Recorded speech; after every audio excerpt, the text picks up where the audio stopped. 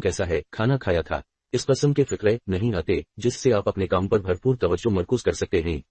6 सबसे ज्यादा शौहरों को काम के बाद जल्दी घर आने के लिए घर से बार बार फोन आते हैं, मगर एक बार झगड़ा हो जाने के बाद आप कुछ दिन तक इस फिक्र से दूर रह सकते हैं।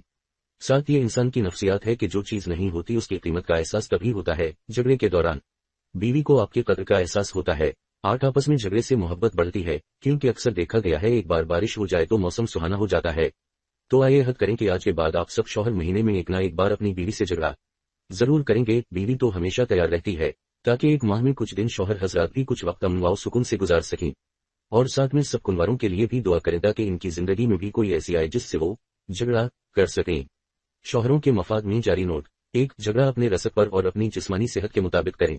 2. झगड़े के ज़िमनी असरात की जिम्मेदारी मुसन्निफ की नहीं होगी। 3. जनाना आलात हरब, बेलन, डंडा, झाड़ू से बचने का खुद बंदोबस्त करें।